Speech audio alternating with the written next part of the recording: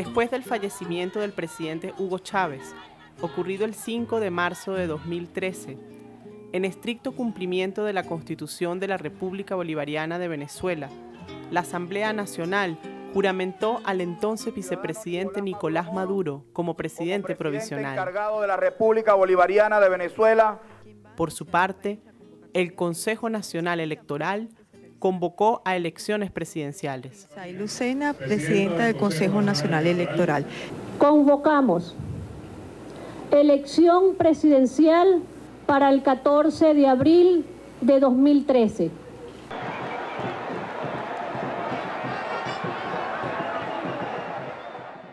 Después de cumplida la campaña electoral, para la fecha pautada, los comicios se realizaron con toda normalidad y eficiencia. Esa misma noche, el Consejo Nacional Electoral daba al país los resultados de la jornada.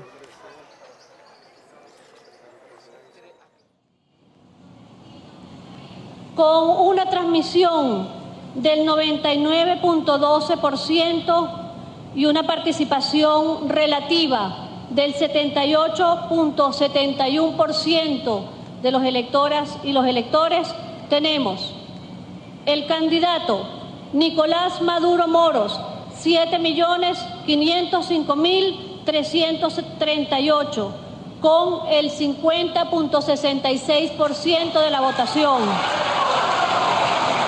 El candidato Enrique Capriles Radonsky, con 7.270.403 votos para el 49.07%. Poco después, Enrique Capriles Radonsky, en alocución pública al país, se negó a acatar los resultados y llamó a sus seguidores a manifestarse violentamente en las calles. Descargue toda esa rechera. Luego de ese llamado, se produjo una escalada de violencia que dejó el lamentable saldo de 9 personas fallecidas, 108 lesionadas y cuantiosos daños materiales.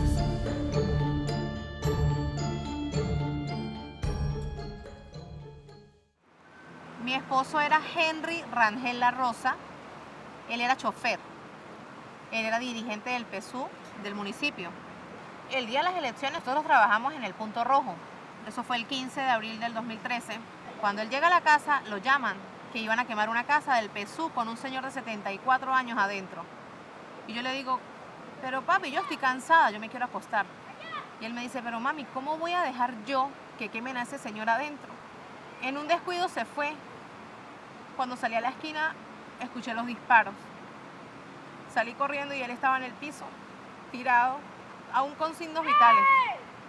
Duramos 25 minutos tratando de salvarlo porque las ambulancias del municipio nunca llegaron.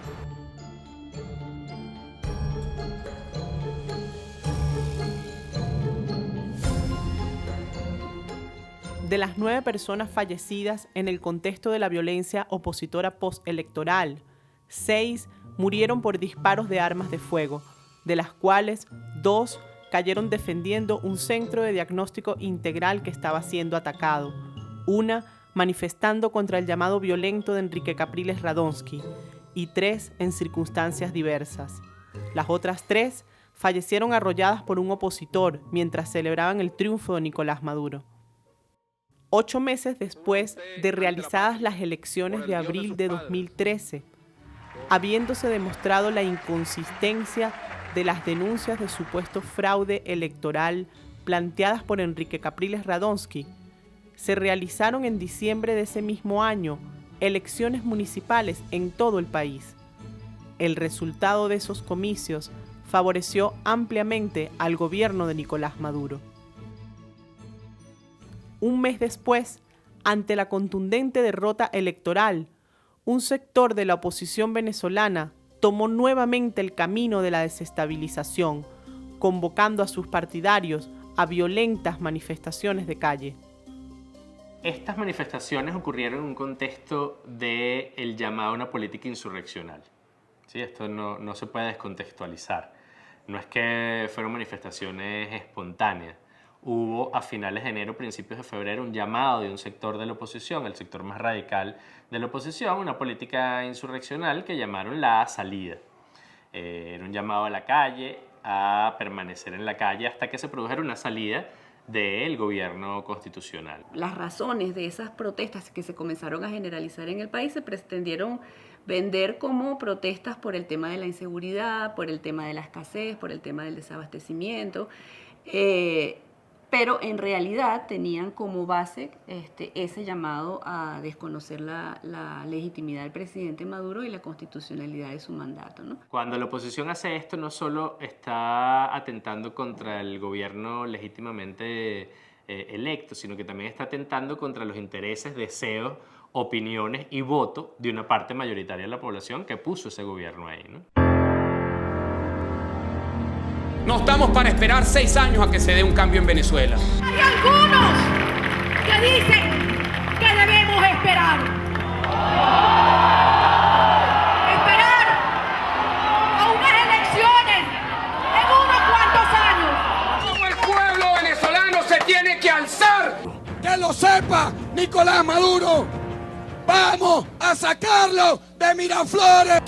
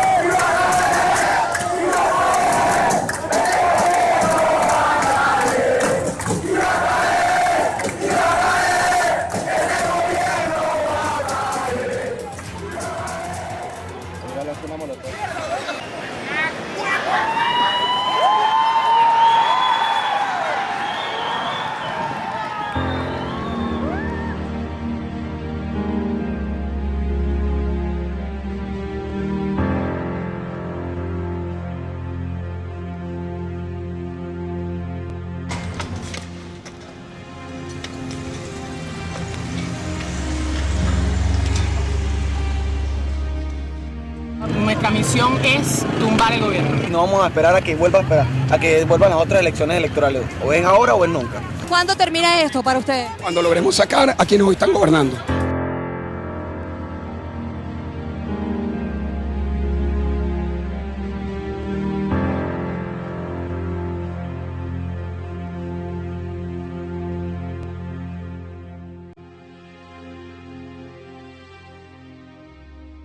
La oposición nacional e internacional, tanto la oposición política como medios de comunicación privados o también ONGs de derechos humanos, han intentado posicionar la tesis de que en Venezuela durante las guarimbas, es decir, entre febrero y junio del año pasado, una grave crisis de violación a derechos humanos, ¿no? Ese discurso se montaba sobre la base de un mito, o de 5 mitos, construidos en conjunto, ¿no? Los mitos eran los siguientes. 1, que quienes manifestaban eran los jóvenes. 2, que manifestaban pacíficamente. 3, que lo hacían para defender la democracia. Que esos manifestantes fueron asesinados por el Estado, es el 4.º mito.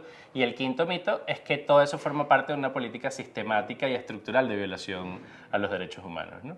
¿Qué es lo que nos dejan el análisis de esa situación, ¿no? En primer lugar, una caracterización de las guarimbas como una forma de protesta claramente violenta, ¿no? Ocurrían básicamente en los sectores de clase media y media alta, en municipios gobernados por la oposición, que además contaban con la anuencia, con la omisión, con la tolerancia de los órganos de esas jurisdicciones encargados del orden público, y además no participaban y no se sumaban los sectores populares, ¿no? Las guarimbas, ¿cómo se caracterizan? Se caracterizan por ser protestas que se activan con el cierre de vías, se aglomera basura o se aglomeran, por ejemplo, camas, muebles viejos, etcétera. En muchos de los casos se prende fuego. Se usan otros elementos adicionales muy peligrosos, se derrama aceite en el piso con una clara intención de generar accidentes, se sacan las alcantarillas y quedan allí como unos fosos, que son unos fosos que terminan siendo mortales.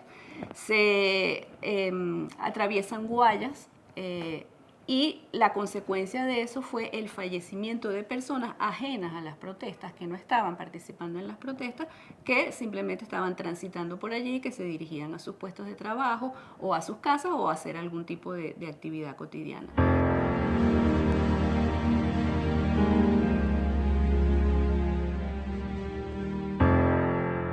Vamos a ver un breve video que tiene que ver con las guayas.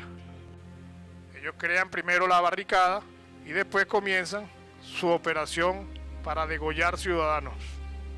Ellos la colocan y cada cierto tiempo vienen y le meten tensión a la guaya. O sea, su intención es matar.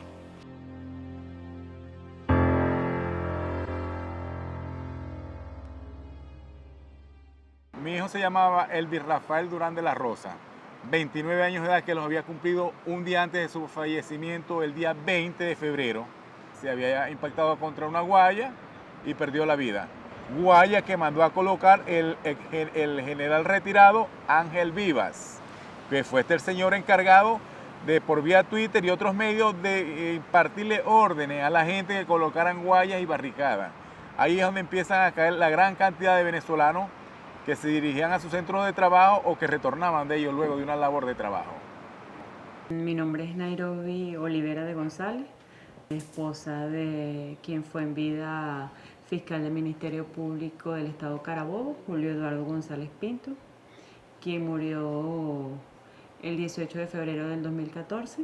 Mi esposo muere en ejercicio de sus funciones, trabajando, y murió tratando de esquivar una barricada que estaba atravesada, que en un lugar oscuro, porque fue una cosa como intencional, pues. Se estrelló contra la barricada y el carro siguió avanzando con las piedras abajo y él se estrelló contra el árbol. Él murió ahí. Cuando vemos los datos de las personas heridas, más del 30% de las personas heridas fueron funcionarios de seguridad. Pero es que además fueron asesinados 9 funcionarios de seguridad que recibieron en algunos casos disparos con armas de fuego. Hubo personas que murieron como consecuencia de haber colisionado con alambres de púa o con objetos contundentes puestos por manifestantes de oposición, y hubo otras personas que murieron al limpiar guarimbas o obstáculos en la vía como consecuencia de disparos de armas de fuego. A mi esposo lo hirieron con una arma larga de calibre 42. Él se encontraba con varios compañeros arrastrando unas barricadas para poder despejar la vía.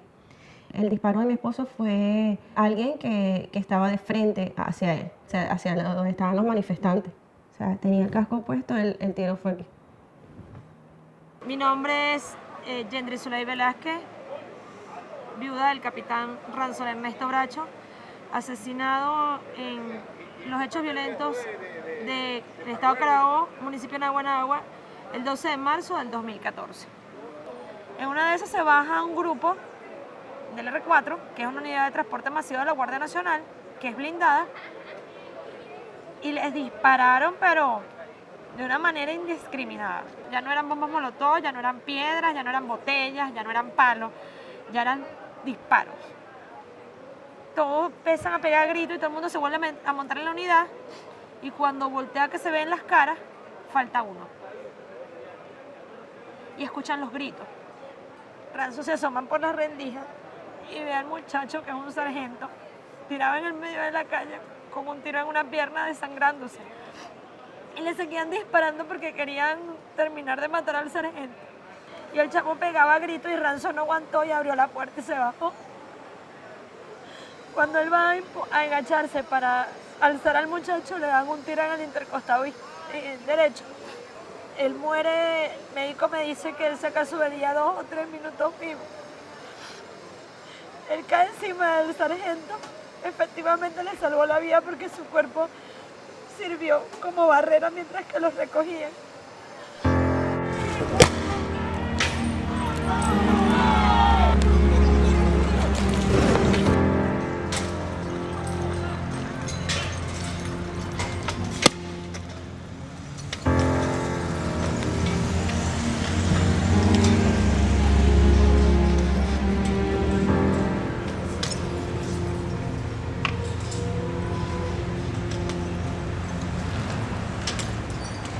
Eso sin contar que en el marco de las guarimbas también se hicieron cosas muy graves como el ataque a sedes de organismos públicos, el ataque a unidades de transporte colectivo, y ahí cabe destacar una muy grave que es la que ocurrió en un preescolar de la sede del Ministerio de Vivienda y Hábitat en la avenida Francisco Miranda de Caracas, ocupada por 89 niños en edad preescolar, niños y niñas en edad preescolar, que fue incendiada y que generó una situación realmente de grave peligro para esos niños y niñas. Bombas incendiarias que lanzaron exprofeso para someter a quienes aquí trabajamos, pero además de eso, aquí en este mismo edificio hay un Simoncito donde son atendidos diariamente los hijos, las hijas de nuestros trabajadores que tienen entre 3 meses y 6 años.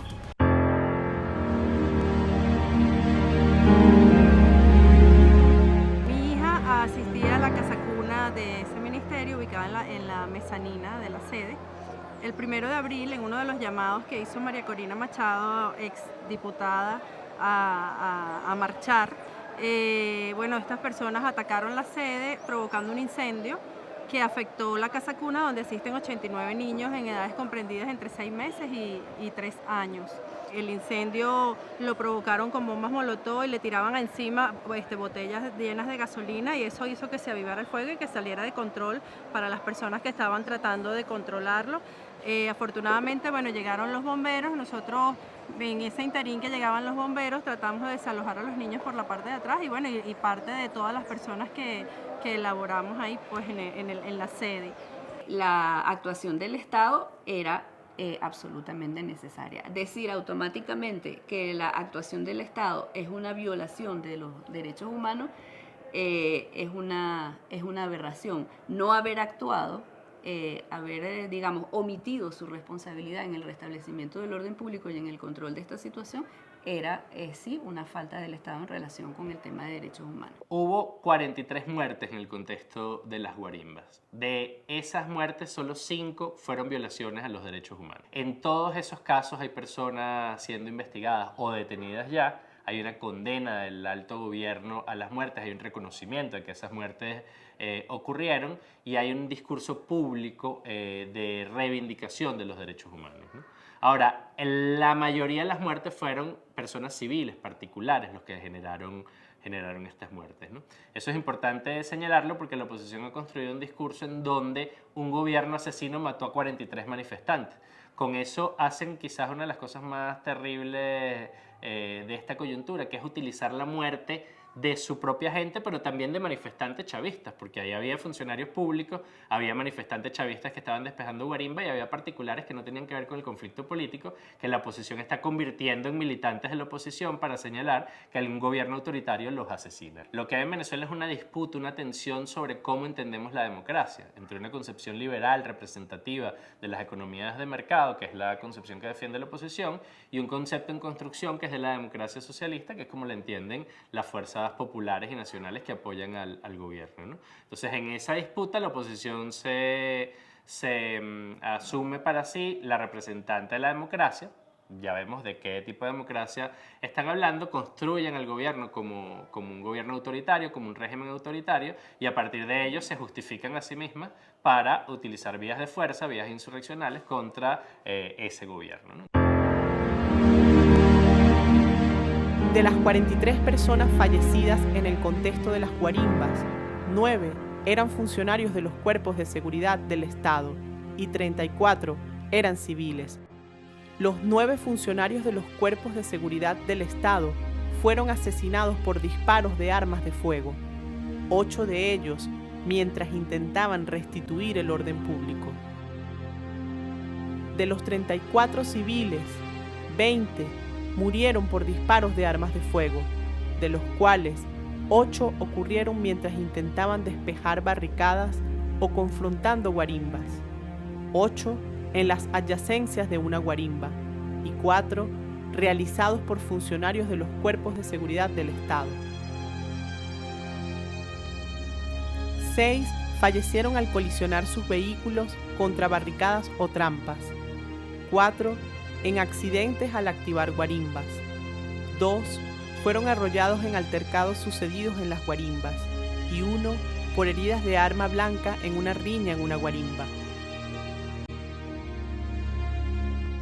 Aquí habría que decir que cuando se dice que las 43 víctimas fallecidas murieron a manos del Estado y son consecuencia de la acción represiva del Estado, se invisibiliza quiénes son las víctimas, se invisibiliza qué sucedió realmente, se invisibiliza a esas personas que fallecieron a causa de una guaya atravesada, a causa de un disparo hecho desde los edificios, a causa de un aceite derramado en el piso. Digamos que es importante en el proceso de búsqueda de justicia que se sepa quiénes son las víctimas y de qué forma ocurrieron los hechos, ¿no? Entonces, es importante que esas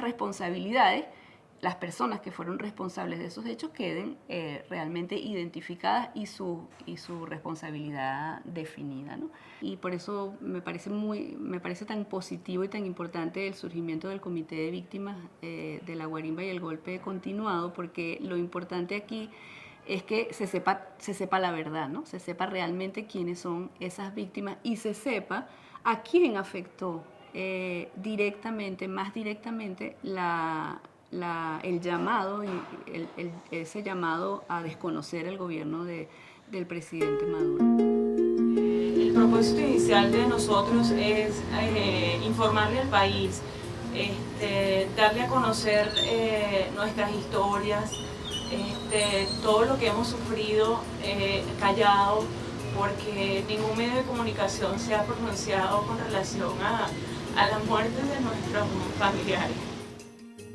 Nosotros tenemos una deuda con nuestros familiares caídos para que se conozca la verdad, para que se haga justicia, para que estos crímenes no queden impunes. Porque mi hijo, que nació meses después de la muerte de mi esposo, quedó sin un padre. Y no solamente mi hijo, los hijos de mis otros compañeros que forman el comité también se quedaron sin padres, sin madres, sin esposos, sin esposas. Pero Leopoldo López se ha puesto a pensar cómo se sienten mis hijos. Cómo se siente Manuel y María, cómo se sienten los hijos de los nietos del señor Luis, los de tanta gente que murieron. Cómo se sienten los padres de mi esposo cuando son 2 ancianos, 2 personas ya avanzadas de edad, donde ya no van a tener felicidad. O sea, ahí están las verdaderas víctimas. Y a ellos no les duelen, nosotros sí nos duelen. A nosotros sí nos duelen. Y yo sé que nosotros vamos a continuar con este comité porque tenemos que hacer justicia. Que no haya injusticia, que no haya impunidad. Este actor intelectual yo lo señalo como, obviamente todos lo sabemos, el señor Leopoldo López, en vista de que él fue el que llamó a la calle, él fue el que presentó su llamado a la salida. Ahí tenemos el actor intelectual, de una manera directa, y él públicamente lo hizo notorio. Nosotros no estamos mintiendo, nosotros estamos diciendo la verdad. Queremos paz, y para que haya paz tiene que haber justicia. En que se reconozcan a todas las víctimas por iguales. Que aquí la ley es para todos, porque aquí tenemos personas que por hechos muy simples están en la cárcel, ¿ah? Pero también tenemos personas como esta que han hecho masacres, porque lo que hicieron ellos fueron una masacre, ¿verdad? Y aún muchos de ellos permanecen en libertad. Si no se hace justicia, esto va a volver a ocurrir y le va a volver a pasar a otras familias como la mía. Yo no quiero, o sea, es algo colectivo, no es algo personal. O sea, yo no quiero que vuelva a pasar esto en mi país.